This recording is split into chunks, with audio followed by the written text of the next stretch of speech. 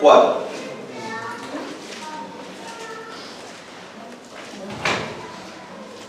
Nuestro hermano José Manuel, que lo tengo aquí al lado, va a hacer la lectura, si lo tienen todos ustedes. Y vamos a leer, en vez de leer todo el capítulo, vamos a leer los primeros 20 versículos. Amén. Del capítulo 4, del versículo 1 al versículo 20, si no me equivoco.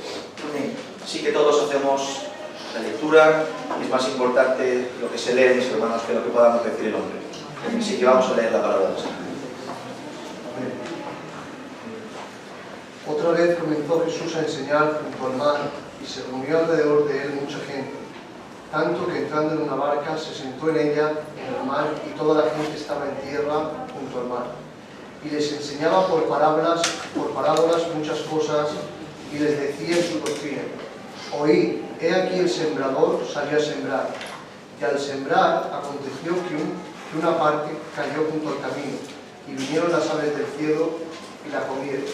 Otra parte cayó en pedregales donde no tenía mucha tierra, y brotó pronto porque no tenía profundidad de tierra. Pero salió el sol y se quemó, y porque no tenía raíz se secó. Otra parte cayó entre espinos, y los espinos crecieron y la ahogaron y no dio fruto. Pero otra parte cayó en buena tierra y dio fruto, pues brotó y creció y produjo a 30, al 70 y al 100 por uno. Entonces les dijo: el que tiene oídos para oír, oiga. Cuando estuvo solo, los que estaban cerca de él con los 12 le preguntaron sobre la parábola. Y él les dijo: a vosotros os es dado saber el misterio del reino de Dios, mas a los que están fuera, por parábolas, todas las cosas, para que viendo vean y no perciban, y oyendo oigan y no entiendan, para que no se conviertan y les sean perdonados los pecados.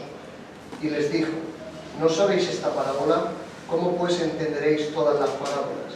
El sembrador es el que siembra la palabra, y estos son los de junto al camino, en quienes se siembran la palabra.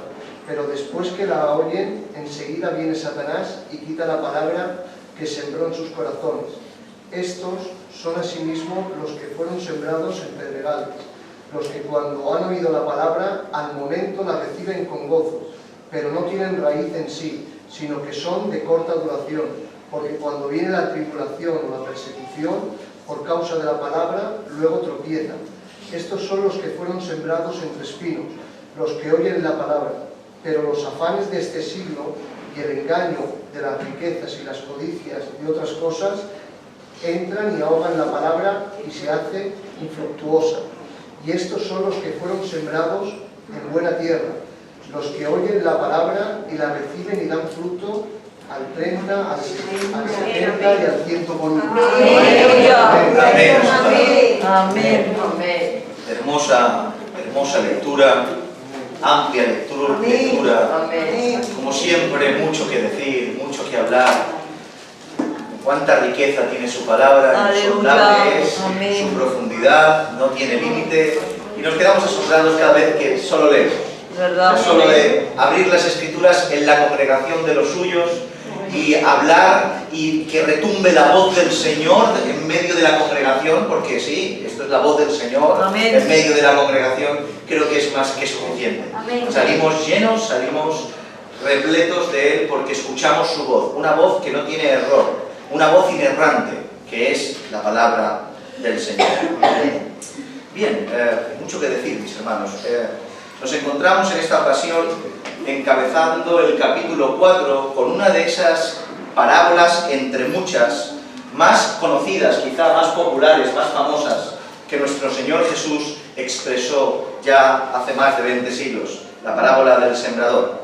Ya en la congregación, en varias ocasiones, hemos tratado esta parábola, hemos predicado de esta parábola en reiteradas ocasiones.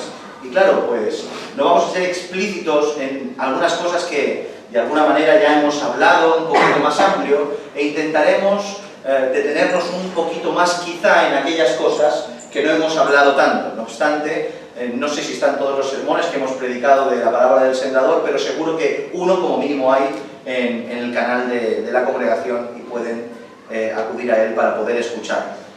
Así bien, no obstante, vamos a intentar hablar un poco más acerca de estas partes, ya que las Escrituras no tienen nunca fin.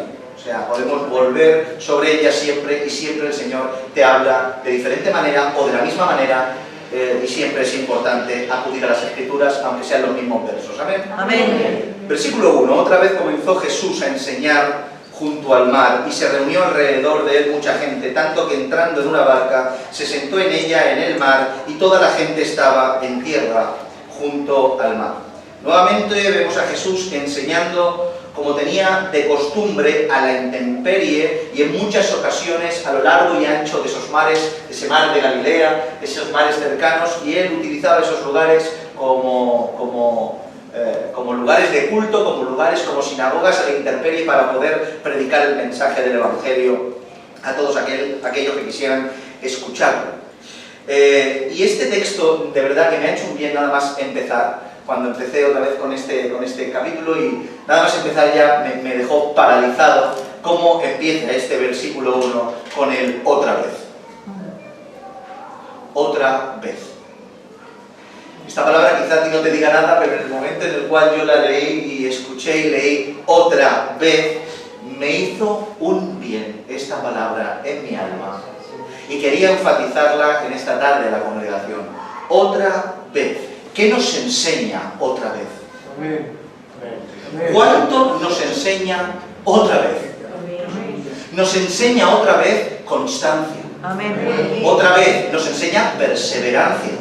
El leer otra vez nos enseña diligencia, nos enseña temor, nos enseña obediencia, porque en la vida de nuestro Señor Jesús era un continuo otra vez.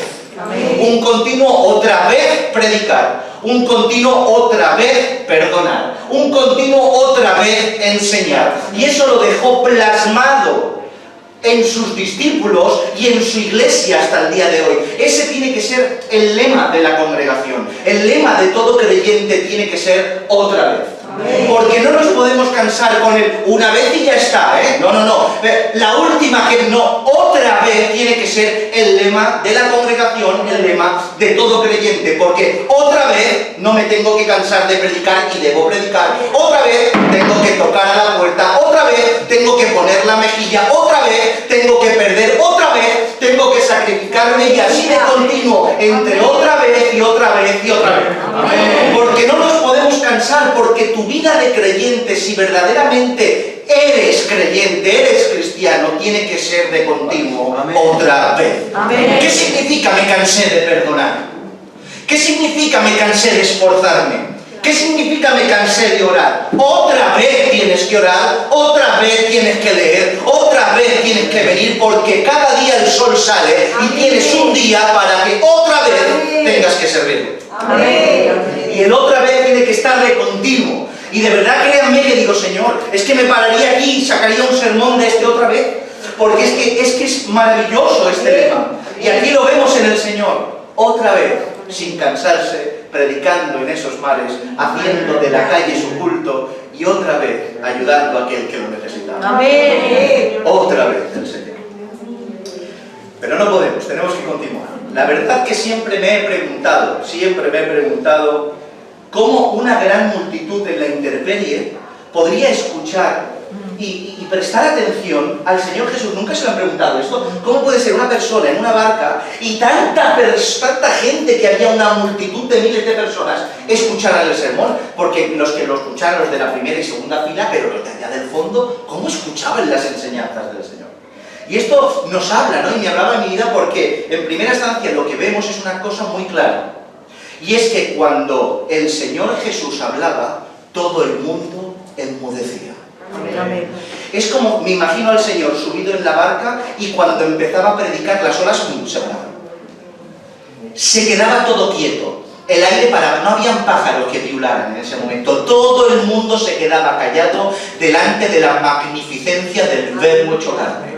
Y delante de su magnificencia todo el mundo callaba. Por tanto, el silencio hacía posible que todo el mundo lo escuchara. Ustedes nos han dado cuenta que cuando habla una persona que no tiene interés, hay grupos que se hablan por ahí, como que tenemos esa mala costumbre, pero en cambio cuando una persona empieza a hablar y empieza a hablar con sentido y con propiedad, el aula, el auditorio se enmudece. Pues imagínense en nuestro Señor Jesús. Amén. Pero no solo eso, sino que también, créanme, lo creo, aunque no lo diga la palabra, es una opinión personal, creo que había algo sobrenatural en eso. Amén. Es como si la voz del Señor se amplificara, es como si la voz del Señor se creciera y hubieran altavoces en el tiempo de aquellos y se escuchara por todos los sitios. Amén. Ya pasó, ya vemos a Moisés hablando en el Sinaí y aquí todo el mundo todo escuchando. ¿Cómo puede ser esto? Y ahora Jesús habla, todo el mundo enmudece y su voz amplificada milagrosamente llega al oído de todo aquel que se acercaba. Amén. Porque es así, nuestro Señor. Y les enseñaba por parábolas muchas cosas y les decía en su doctrina. Les enseñaba. Uno de los ministerios de nuestro Señor Jesús tenía que ver totalmente con la enseñanza y con la instrucción de su pueblo. Y Él enseñaba. No hay lugar a dudas que nuestro Señor Jesús fue el mayor e irrepetible mejor maestro que ha existido y existirá jamás. No hay en la faz de la tierra, ni antes de Jesús hubo, ni habrá después de Jesús, ni nunca habrá un maestro tan capaz como nuestro Señor Jesucristo fue. Y eso, entre medio de los creyentes, todo el mundo está de acuerdo, pero es que entre medio de los inconversos, también, pero es que entre medio de los detractores de Jesús, también. Hay gente que tiene a Jesús como un personaje histórico y no como lo que es, el Hijo de Dios que viene a redimir el mundo. Pero aún así, los entendidos de la historia y aquellos que estudian bibliología y aquellos que estudian la historia de la Iglesia y son historiadores, ven en Jesús, aunque no crean en Él, una erudición irrepetible. Ven en sus expresiones una enseñanza sin igual. No pueden comparar las enseñanzas de Jesús con nadie y el fruto es evidente. Después de 21 siglos, sus enseñanzas retumban por toda la faz. Amén. Amén. Y es que Él es así, dice la Escritura, Él enseñaba como aquel que tiene autoridad. Amén. Él enseña como aquel que tiene autoridad y no como los escribas. Esto no solo tiene que ver con la autoridad intrínseca que tenía Él por ser quien era, sino porque su contenido, la enseñanza de su contenido tenía autoridad. Amén. No solo yo tengo autoridad, o sea, el Señor tenía autoridad, sino que lo que decía y sus expresiones emanaban autoridad.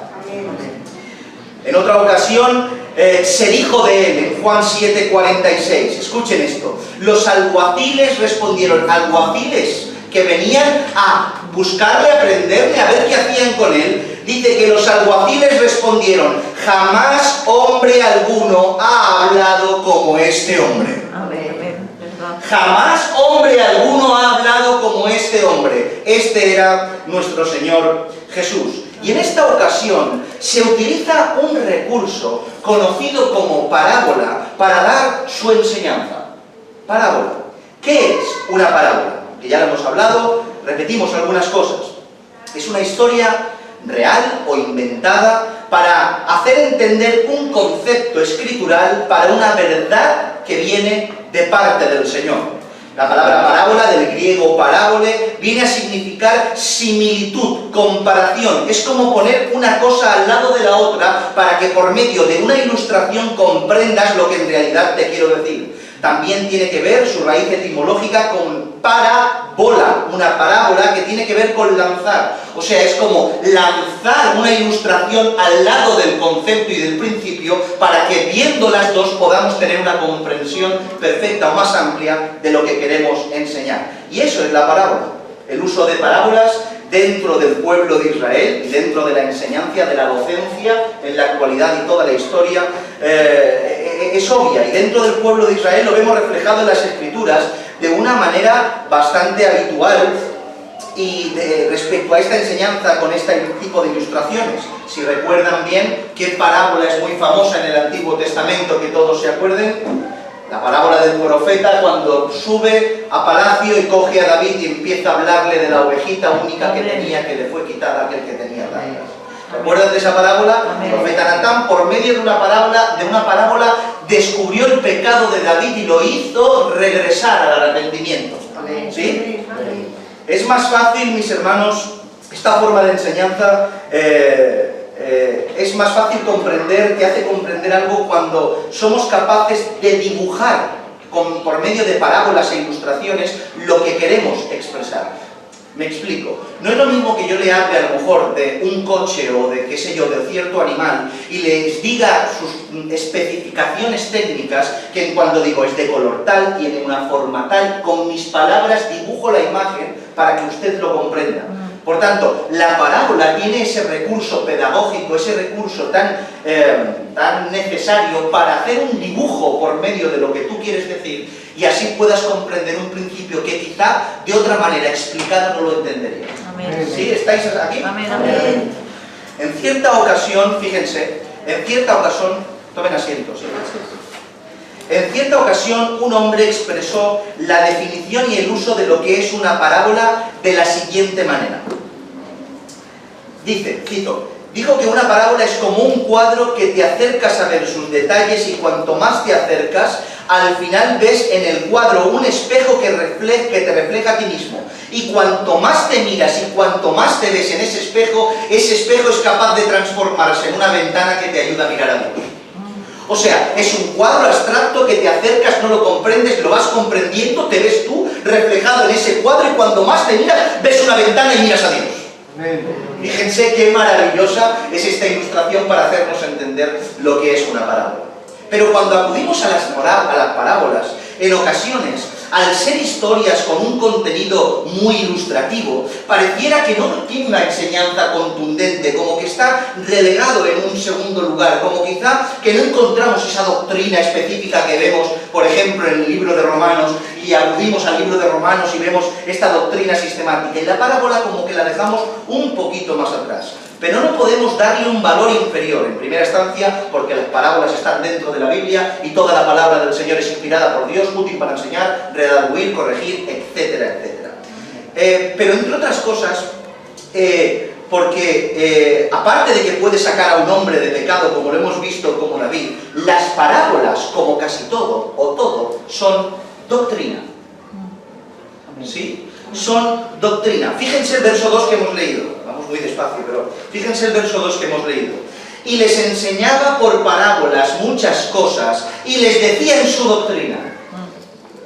¿Sí? Les enseñaba por parábolas muchas cosas y les decía en su doctrina.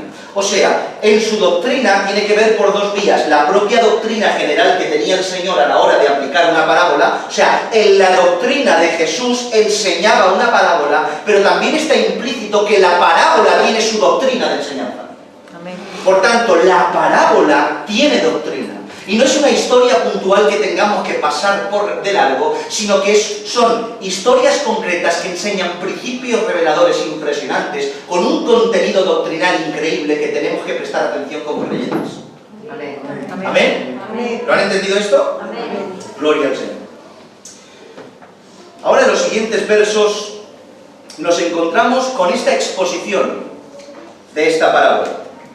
En esta parábola tenemos de alguna manera la facilidad de encontrar solución a el texto, porque el Señor Jesús mismo nos explica su contenido, que lo veremos más para adelante. Pero básicamente la parábola tiene este contenido: un sembrador, una semilla, 4 tipos de tierra y 4 reacciones diferentes a interactuar la semilla con la tierra de cada cual.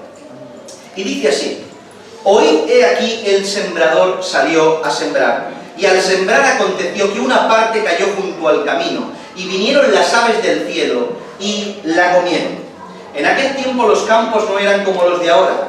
Hoy son amplios, están vallados y están puestos en un lugar específico para su siembra, cosecha, cultivo y demás. En aquel tiempo no eran anchos, sino que eran la mayoría estrechos, largos, separados por caminos por los cuales eran transitados por las personas. Estamos hablando de campos, de un contexto de parábola, de un sembrador de hace 20 siglos. Tenemos que tener nuestra mente allí para poder comprenderlo. Por tanto, era una tierra, estos caminos que habían junto a los campos que se sembraban, eran tierras casi como asfalto, no aradas, duras, del tránsito continuo de la gente. Claro, cuando el sembrador sembraba y caía la tierra en la tierra, cualquier tierra que tuviera que plantar, que sembrar, al lado estaba el camino y había alguna parte de la semilla que caía junto a esos caminos. Claro, esos caminos duros como asfaltados que pasaba la gente, la semilla no caía ni profundizaba dentro de la tierra, sino que se quedaba entre la superficie. Claro, al no tener profundidad, al no injertarse en la tierra, vienen las aves del cielo porque la veían, la tomaban y se la comían. ¿Entienden esto? Otra parte cayó en pedregales, donde no tenía mucha tierra y brotó pronto porque no tenía profundidad de tierra, pero salió el sol, se quemó porque no tenía raíz y se secó. En aquel tiempo, aparte de los caminos, habían zonas concretas que había un montón de pedregales y zonas con una profundidad de tierra que, aunque tenía un poco de profundidad, no era tampoco suficiente. A eso se le sumaba que debajo de esa tierra a veces había una piedra caliza que sobrecalentaba la semilla, y lo que hacía era que cuando caía la semilla profundizaba, y cuando la semilla moría, en vez de crecer hacia abajo en primera instancia, como no había profundidad, salía hacia arriba, pero como no tenía raíces profundas, al salir el sol rápidamente, sumado a la piedra caliza que la calentaba, se secaba, se quemaba y moría. Otra parte cayó entre espinos, versículo 7. Y los espinos crecieron y la ahogaron y no dio fruto. En esta ocasión esta semilla caía en una tierra que quizás sí que era profunda, quizás sí arraigaba bien, pero resulta que crecía juntamente con otra cosa, con espinos. Y al mismo tiempo de crecer, el espino crecía juntamente con el fruto de esta semilla y lo ahogaba mientras que éste crecía, y el espino, al tener más fuerza, quedaba e inutilizaba esta semilla que crecía y no podía dar fruto porque quedaba asfixiada, ahogada. Pero el verso 8 dice: pero la otra parte cayó en buena tierra y dio fruto, pues brotó y creció y produjo a 30, a 60 y a 100 por uno. Esto de esta tierra sana, buena, tiene que ver con que esta tierra no tenía ninguno de los inconvenientes que tenían las demás tierras. La semilla no quedaba en la superficie porque era dura, la semilla no caía en un sitio donde había poca profundidad, sino que tenía profundidad, y caía en un lugar donde no había espinos y podía crecer con perfección. Era una buena tierra que crecía y a su tiempo daba el fruto apropiado. Entonces le dijo, versículo 9, el que tiene oídos para oír, oiga. 10. Cuando estuvo solo, los que estaban acerca de él con los 12 le preguntaron sobre la parábola. Y les dijo: a vosotros os he dado saber el misterio del reino de Dios, mas los que están fuera, por parábolas todas las cosas, para que viendo vean y no perciban, y oyendo oigan y no entiendan, para que no se conviertan y les sean perdonados los pecados. Estos 4 versos, mis hermanos, encierran una de las doctrinas que corre por toda la Escritura, más difíciles de explicar y más difíciles de comprender, y sobre todo más difíciles, una vez comprendidas, de asimilar. Obviamente no hablaremos de esta doctrina específicamente en el día de hoy, ni mucho menos, ya que requiere un tema aparte, un tema previamente estudiado, previamente orado, con mucha paciencia, con mucha calma, que seguro llevará muchos sermones por la falta de capacidad que tenemos de explicar, y no lo haremos en el día de hoy, pero sí que hablaremos algunas verdades al respecto hoy. A ver cómo explicamos esto. Las Escrituras nos enseñan de una manera aplastante, y por favor no te pierdas, la soberanía de Dios. Amén. ¿Sí? Las Escrituras nos enseñan de una forma aplastante la soberanía de Dios, y esto no lo discute nadie. No lo discute ningún tipo de rama del cristianismo, ni arminianos, ni calvinistas, ningún tipo. Nadie duda de la soberanía de Dios.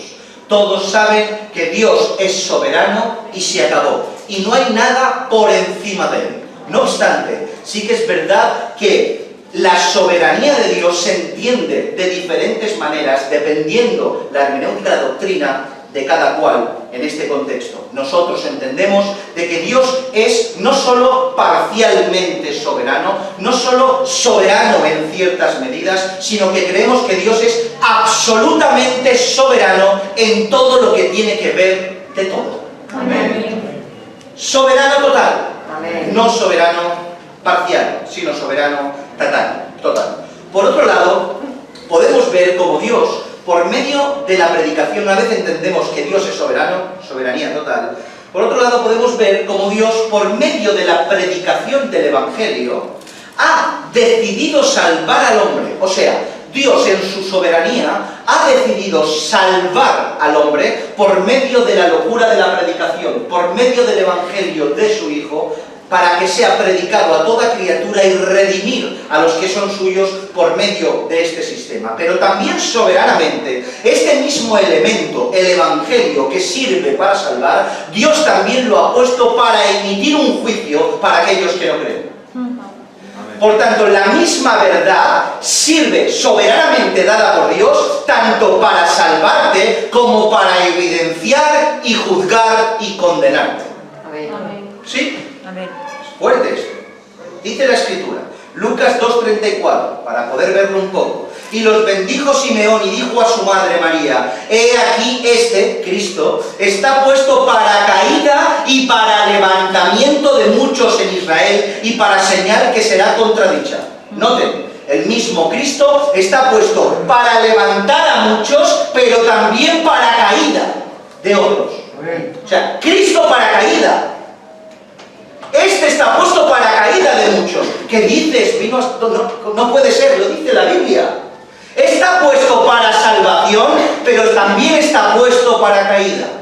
Mateo 21, 42 al 44, dice, no lo busquen, yo lo leo. Jesús les dijo: ¿nunca leísteis en la Escritura? La piedra que desecharon los edificadores ha venido a ser cabeza del ángulo. El Señor ha hecho esto, y es cosa maravillosa a nuestros ojos. Por tanto os digo, que el reino de Dios será quitado de vosotros, y será dado a gente que produzca los frutos de él. Y el que cayere sobre esta piedra será quebrantado, y sobre quien ella cayere la desmenuzará. Amén. El mismo Jesucristo que toma a algunos para que den fruto, es la misma piedra que cae sobre otros para desmenuzarlos. Amén. Para aplastarlos. No es que Cristo salve y haya otro malo que haga eso. No, no, no. La bondad encarnada salvaba y condenaba. Amén. No hay dos dioses, no es Dios y Satanás pelean, no. Dios mismo salva y Dios mismo condena.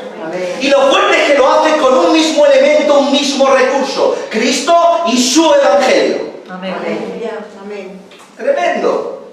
Juan 3:18. El que en él cree no es condenado, pero el que no cree ya ha sido condenado porque no ha creído en el unigénito Hijo de Dios. La luz viene al mundo, el Verbo se hace carne, consubstancial con el Padre, pasea por las ciudades de Jerusalén, y esa luz recibida por muchos, al mismo tiempo es rechazada por otros, unos para salvación y esa misma luz para condenación para otros. Amén. Pero si hay algún tipo de duda en esta realidad que cuesta asimilar, cuesta comprender, cuesta explicar, pero sobre todo cuesta asimilar, 1 Corintios capítulo 1, verso 18 al 24. Dice: porque la palabra de la cruz es locura a los que se pierden. Otra vez. Porque la palabra de la cruz es locura a los que se pierden, pero a los que se salvan, esto es, a nosotros es poder de Dios, pues está escrito: destruiré la sabiduría de los sabios y desecharé el entendimiento de los entendidos. ¿Dónde está el sabio? ¿Dónde está el escriba? ¿Dónde está el disputador de este siglo? ¿No ha enloquecido Dios la sabiduría del mundo? Pues ya que la sabiduría de Dios, el mundo no conoció a Dios mediante la sabiduría, agradó a Dios salvar a los creyentes por la locura de la predicación. Porque los judíos piden señales y los griegos buscan sabiduría, pero nosotros predicamos a Cristo crucificado. Para los judíos, ciertamente tropezadero, y para los gentiles, locura. Mas para los llamados, otra vez, mas para los llamados, así judíos como griegos, Cristo, poder de Dios y sabiduría de Dios. Amén. Amén. Amén. Más claro tengo que añadir algo? Cristo, un mismo objeto, un mismo elemento, un mismo evangelio. Unos quieren sabiduría, judíos, otros quieren señales, los griegos, o al revés, ya no me acuerdo ahora cómo iba. Y Cristo, elemento para los dos. Se predica los dos. Para uno no puede ser tropezadero, condenación, pero para aquellos que son llamados, para aquellos que Dios llamó anticipadamente, salvación y vida eterna. Amén. Pero dentro de todos estos dos grupos, aquellos que eran llamados, judíos y griegos, salvación. Amén. Pero un mismo elemento, mis hermanos, el propio Jesucristo, para salvación y para condenación. ¿Sí? ¿De verdad lo creéis que bien? Yo también lo creo. Textos como estos y muchos más nos enseñan que Dios utiliza ese mismo elemento, en este caso el Evangelio de su Hijo, tanto para redimir como para evidenciar el pecado de los incrédulos y ajusticiarlos, mis hermanos.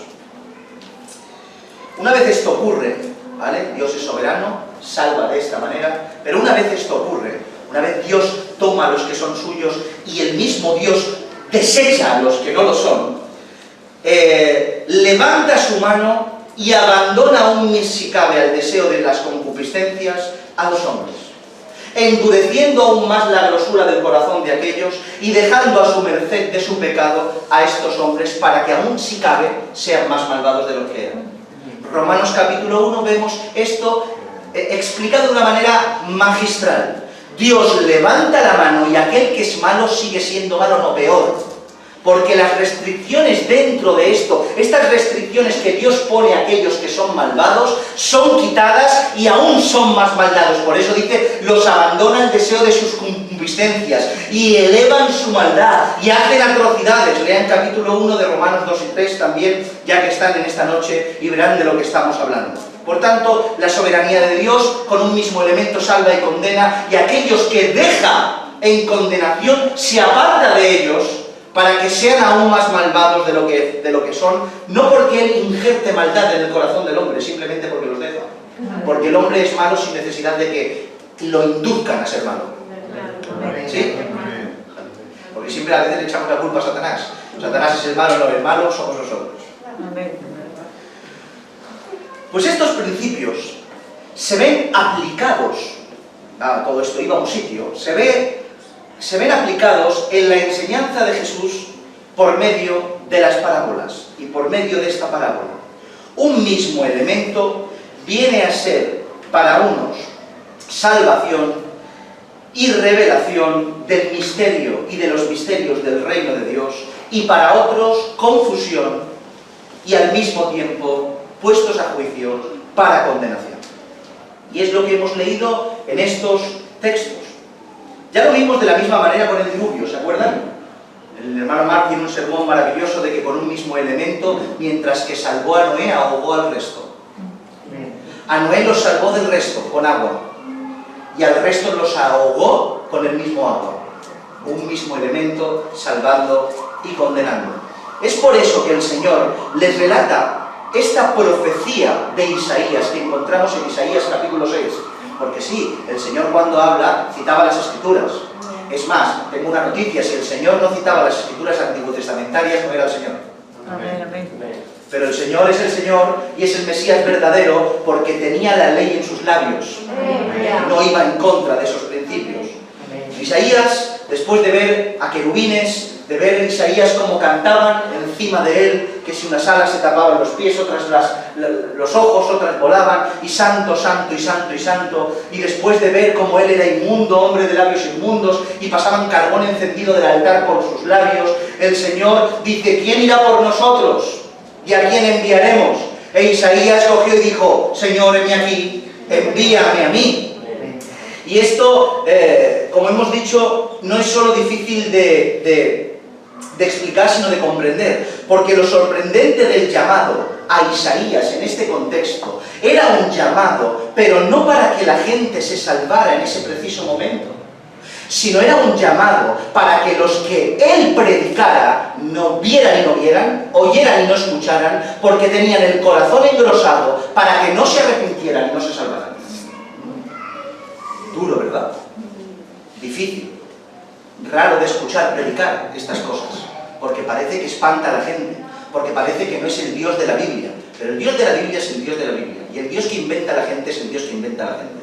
Y este que estamos expresando es el Dios de la Biblia. Podemos leer esto tanto en Isaías como este relato de Marcos. Lo dice el verso 12, para que viendo no vean y no perciban. Escuchen. Y oyendo oigan y no entiendan, para que no se conviertan y les sean perdonados los pecados. Hay algunos que interpretan esto en un sentido negativo-positivo, ¿vale? De negativo a positivo. Me explico. O sea que por medio de la confusión de parte de Dios y por medio del rechazo del hombre, Dios al final los salvará. E interpretan el final de para que se arrepientan, que todo este proceso negativo de no escuchan, no ven, etcétera, etcétera, al final, que no se convierten ni aceptan, se arrepientan y yo los salve. Y lo interpretan de esta manera. O sea que al final este negativo termine en un positivo de rectificación y de salvación.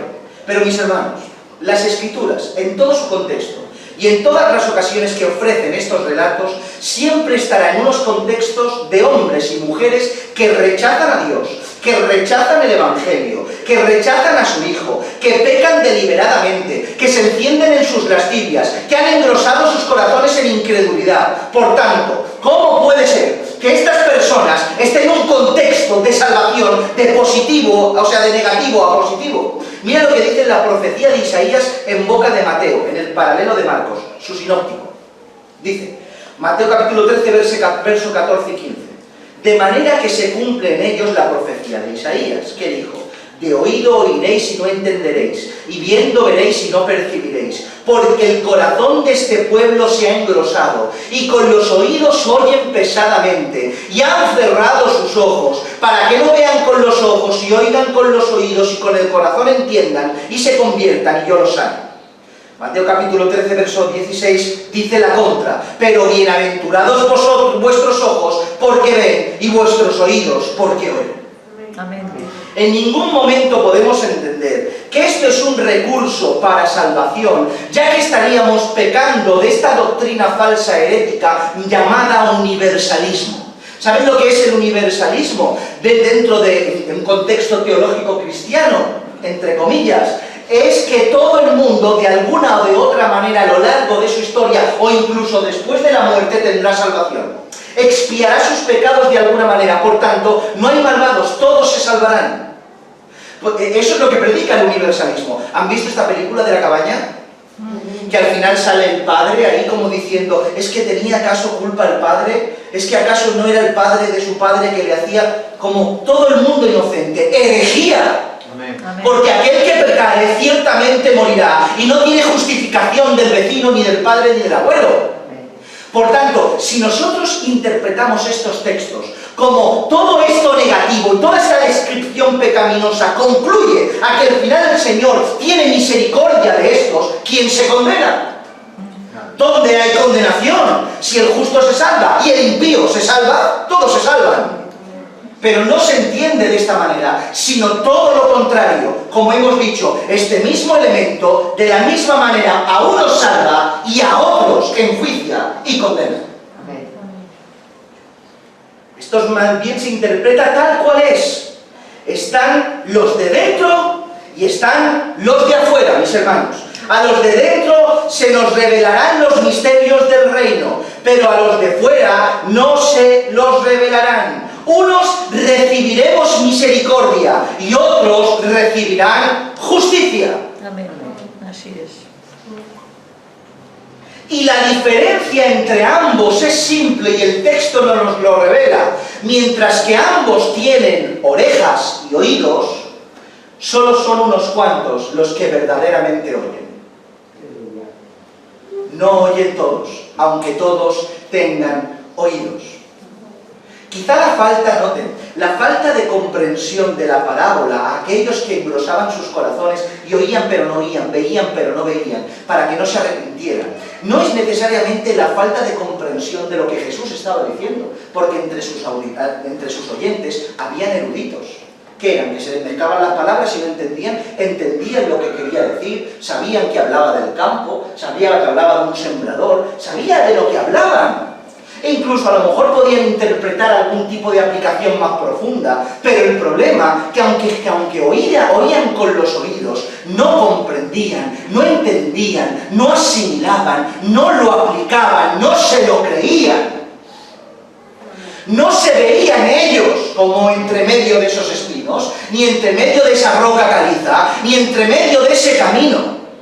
No les hacía ni producía nada la palabra del Señor. Era un relato de un carpintero, hijo de José, que predicaba por ahí y queríamos quitarlo de en medio. Oían, quizá entendían algunas cosas, pero no como tienen que oír. Podemos ver otra vez la prueba de Natán con David. Una parábola traspasó y fue más allá de su oído. Amén, amén. Y llegó a su corazón y a su alma. Amén. Amén. Esa parábola no quedó en una comprensión, una oveja, una no sé qué, no. Se vio él. Amén. Y después de recibir esa parábola, de escuchar con el oído no solo externo, sino interno del alma, escribió el Salmo. Y todos los días estará delante de mí este pecado. Y ten misericordia de mí, oh Señor. Contra ti solo he pecado y he hecho lo malo delante de tus ojos. Lávame más y más de mi maldad. Purifícame con hisopo. Evidencias claras de una persona que no escucha una historieta, sino que escucha la palabra del Señor, que traspasa su oído y llega a su corazón y se arrepiente. Amén, amén, amén. Por eso, para estas personas, la misma palabra del Evangelio en forma de parábola, a unos los revelaba los misterios del reino y otros escuchaban historietas que no les llegaban al alma. Y los enjuiciaba, ya que estaba profetizado.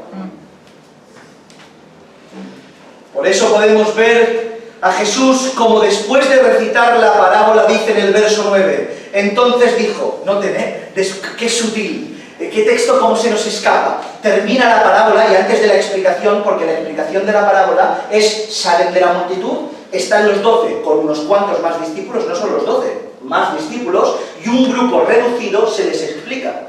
Pero cuando termina la parábola, a toda la multitud en el verso 9 le dice, el que tenga oídos para oír, oiga. El que tenga oídos para oír, oiga. Y es verdad que esta es una expresión muy habitual en el Señor, pero fíjense la profundidad y la cara otra de esta expresión. Quien tenga oídos para oír, entonces oiga. ¿Por qué dice quien tenga oídos para oír, oiga? ¿Acaso no tenían todos oídos para oír? Todos tenían oídos para oír, orejas para escuchar, pero no todos tenían el oído acomodado por el Señor. Amén. Porque solo cuando Dios acomoda el oído y hace un puente del oído al cerebro y al corazón y al alma, entonces es cuando la palabra llega. Porque a otros les entra por un oído y les sale por el otro. Amén. Por eso dice la Escritura en Romanos capítulo 10, verso 17. Así que la fe es por el oír, y el oír ¿por qué?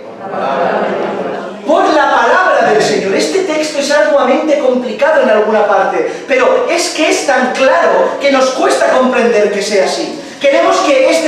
No queremos que suene así este texto. Queremos que el texto suene, la fe viene por el oír, y el oír viene cuando estudiamos y escuchamos la palabra del Señor. Queremos que diga eso. Pero el texto no dice eso. El texto dice, la fe viene por el oír, y el que oigas viene por el determinado consejo de los cielos, por la palabra del Señor. Amén. Y cuando la voz de Dios le dictamina a tu oído que oiga, entonces oye. Amén. La palabra que se usa para oír viene de la voz griega akoe, que es el acto de escuchar, que a su vez viene de la voz griega akobo, que significa entender. Y para comprender la Escritura necesitamos la obra milagrosa de nuestro Señor. Amén. Porque si Él no acomoda nuestro oído, no hay quien oiga. Verdad. Ya puedas tener 2 orejas o 14. Solo es Dios. Siempre es Dios. Esto no trata de ti, esto trata de Él. Amén. Siempre es Dios. Es que no se han dado cuenta, mis hermanos, es que no quiero seguir, pero es que no se han dado cuenta. Cuando predicas el Evangelio, ¿cómo puede ser? El Señor, ves cómo hace una obra portentosa, milagrosa, de misericordia. Y hay otros que cierran sus oídos y engruesan sus corazones. Y como tienen el corazón engrosado, el Señor los deja ir. Se nota, se percibe, mis hermanos. Rápidamente terminamos, mis hermanos, porque esto ya lo hemos hablado y llevamos ya rato. El 13, les dijo: ¿no sabéis esta parábola? ¿Cómo entenderéis las otras parábolas? ¿Noten? Esto no solo dice porque se las explica, sino que nos hace entender, por un lado, de que las parábolas son complicadas, y por otro, que la parábola del sembrador parece que es una de esas parábolas fáciles de entender. Porque dice, si no entendéis esta parábola, ¿cómo vais a entender las demás parábolas? El sembrador es el que siembra la palabra. Dice, el sembrador es el que siembra la palabra. Ahora el Señor viene a explicar lo que hemos hablado en los versos anteriores. Todos sabemos, seguimos un poco más y lo terminamos, en el sentido de que lo dejemos. Todos sabemos que a la vez el creyente, al mismo tiempo que es sembrador, es tierra. Somos tierra y somos sembradores. Somos sembradores y somos tierra. Somos aquellos que vamos a sembrar, pero previamente somos aquellos que fuimos sembrados. Amén. Porque no somos sembradores sin necesidad de tierra. O sea, somos tierra porque en algún momento necesitemos ser sembrados. Amén. Es por eso que el que siembra necesita necesariamente haber sido sembrado. Porque solo cuando has experimentado el milagro de la semilla en tu corazón, tu manera de sembrar es diferente. Sí, miren, yo he escuchado a personas que no han sido sembradas hablar erudición de la Biblia. Y he visto al mismo tiempo personas que han sido sembradas y sin nada te han traspasado el corazón. Y esto no es hacer apología a la ignorancia.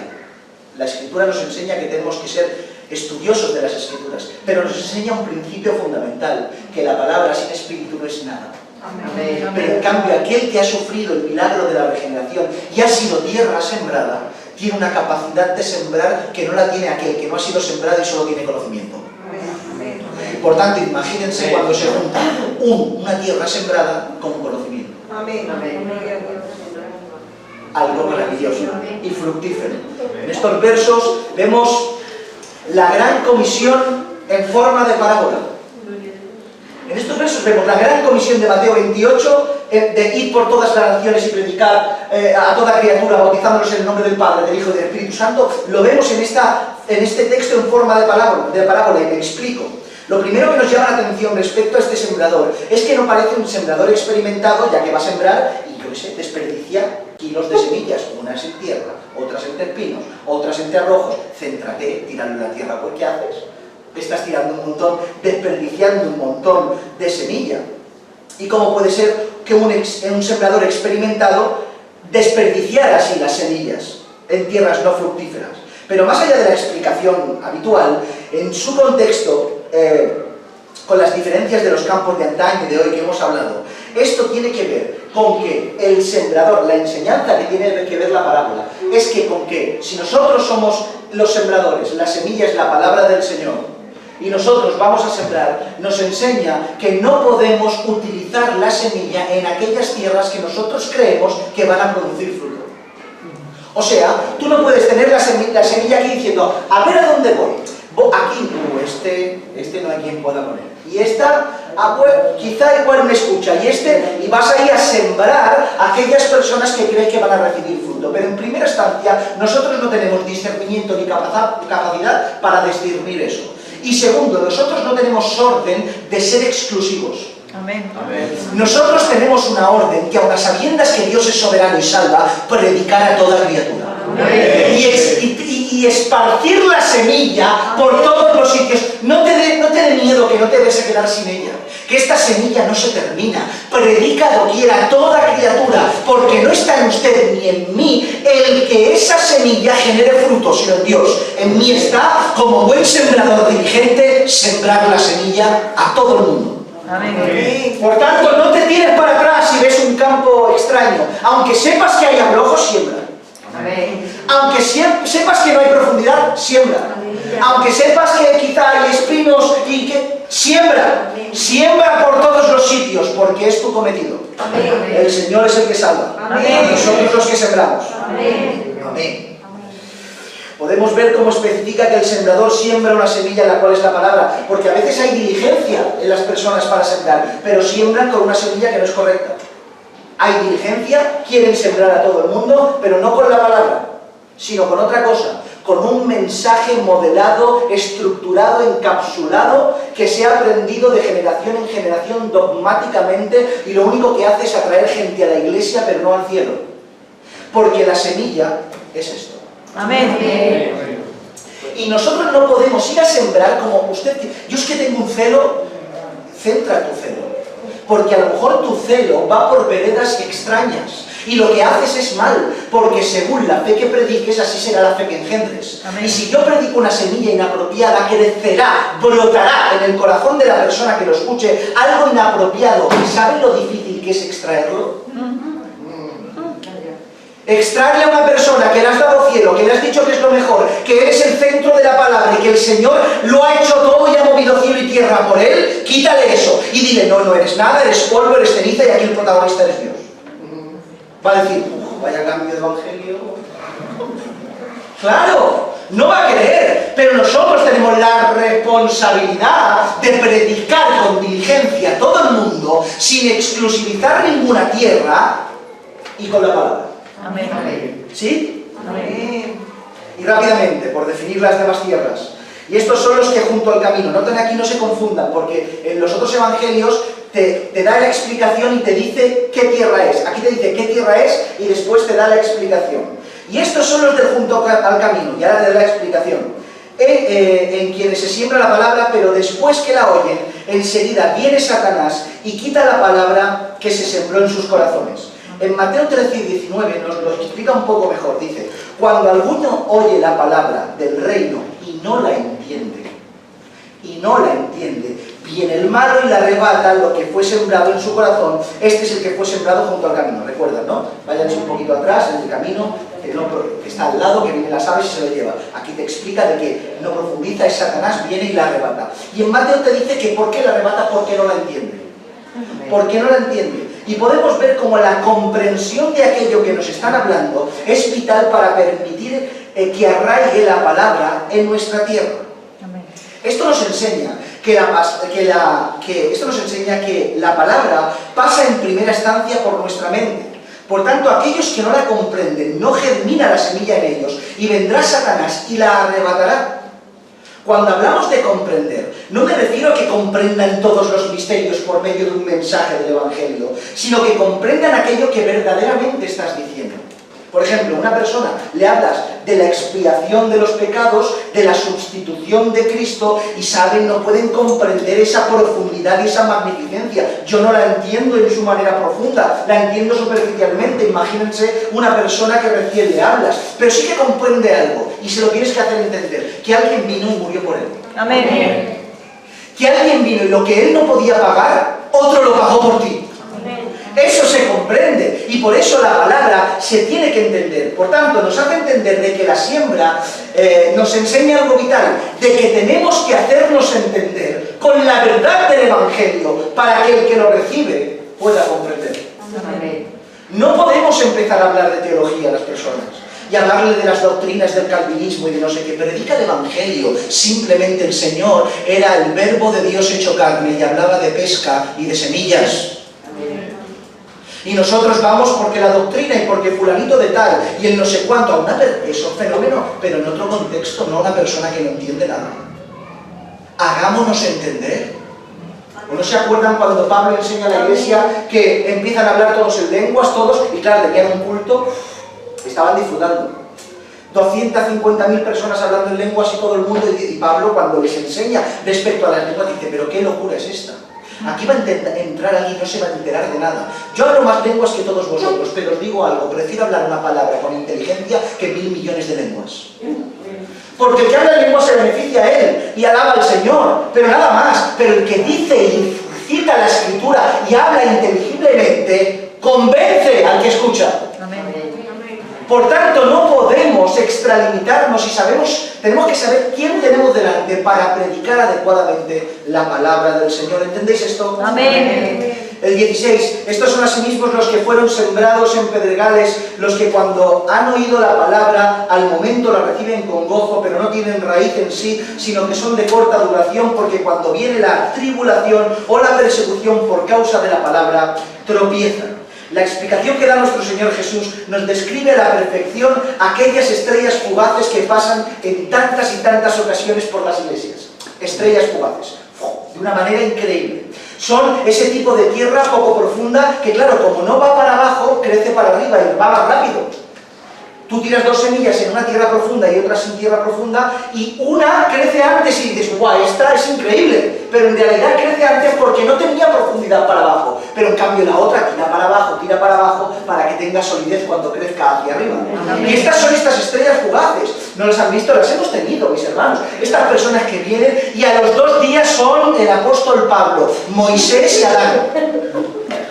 A los 2 segundos son increíbles, se quieren quitar de todo, incluso de las cosas que no hace falta que se quiten. Quieren predicar las 24 horas del día, quieren dejar de trabajar. El heme aquí, envíame a mí, está 24 horas. Pero cuando se les va ese fogonazo, sale la hierba, sale el sol fuertemente, se quema y termina y se retira porque no está enraizado de verdad en el Señor. Este tipo de personas se llenan de gozo, pero no de arrepentimiento. Hay euforia, pero no hay rectificación en el alma. Una persona que tiene arrepentimiento, obviamente quiere caminar y quiere servir, pero anda con la cabeza inclinada, esperando a recibir la instrucción apropiada. Y no hace, no, mis hermanos. Celo, pero controlado.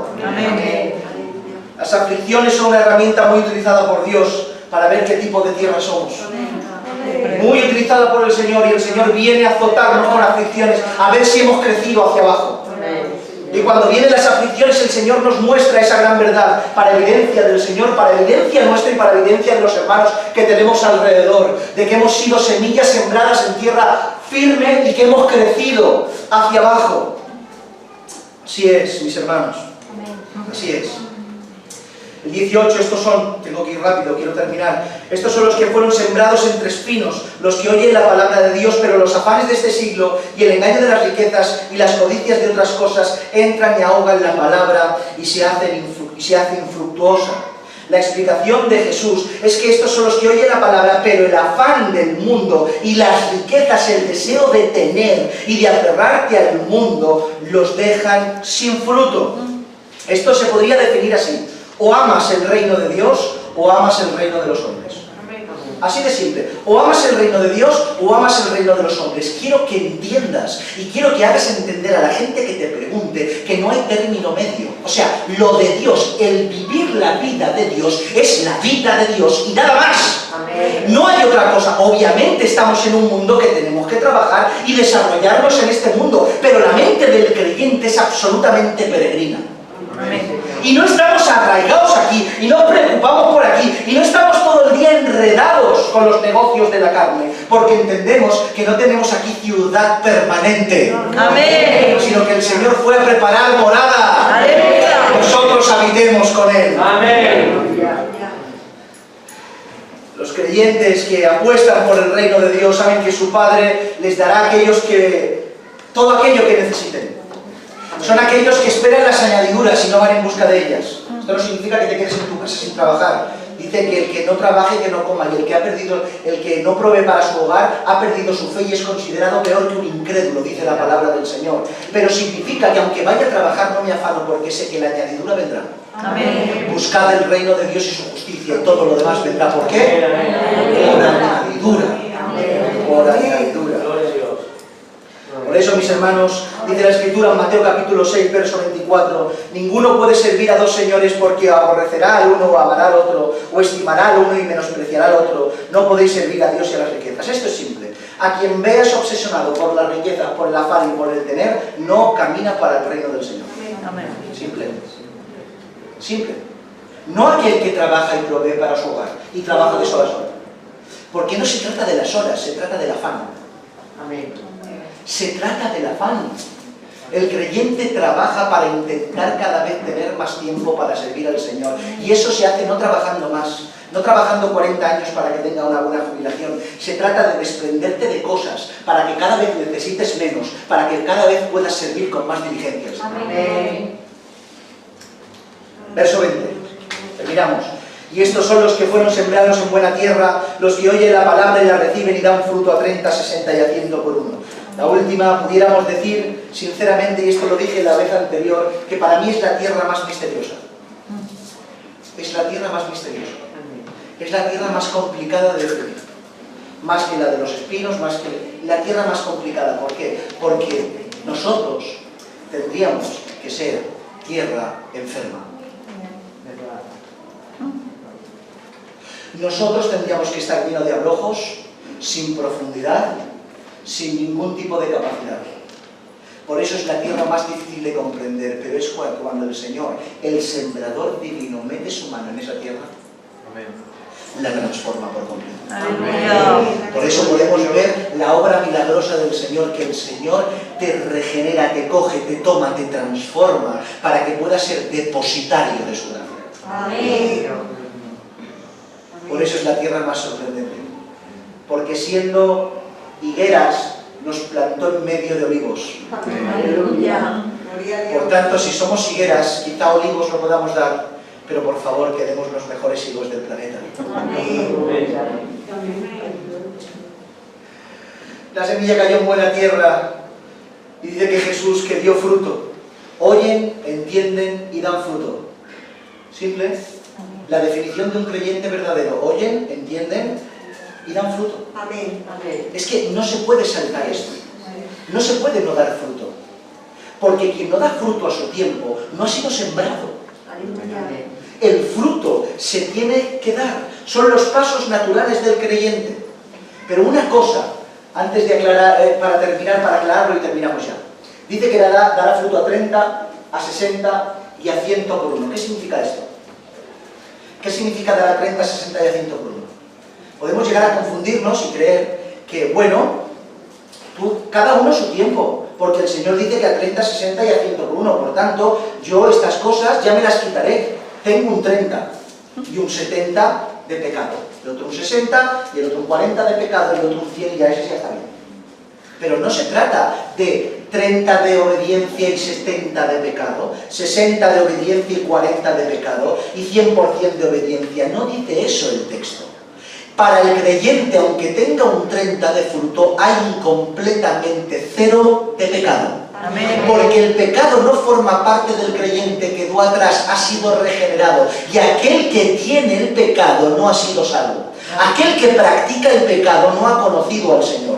Por tanto, esto no se trata de medidas en cuanto a la obediencia y la desobediencia, haciendo a Dios permitir a la Iglesia que camine con pecado en el camino del Evangelio. No, todo el mundo cuando conoce al Señor absolutamente deja el pecado. Lo que pasa que define a las vasijas diferentes de la congregación. Amén. Porque no todos, en un contexto de obediencia y servicio, tenemos el mismo recipiente.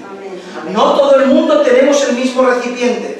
Dice la Escritura, Romanos capítulo 12, verso 3. Digo pues, por la gracia que me es dada a cada cual que está entre vosotros, que no tengáis más alto concepto de sí que el que debe de tener, sino que piense de sí con cordura, conforme a la medida de fe que Dios repartió a cada uno. Amén. Conforme a la medida de fe que Dios repartió a cada uno. Efesios 4:7. Pero a cada uno de nosotros fue dada la gracia conforme a la medida del don de Cristo.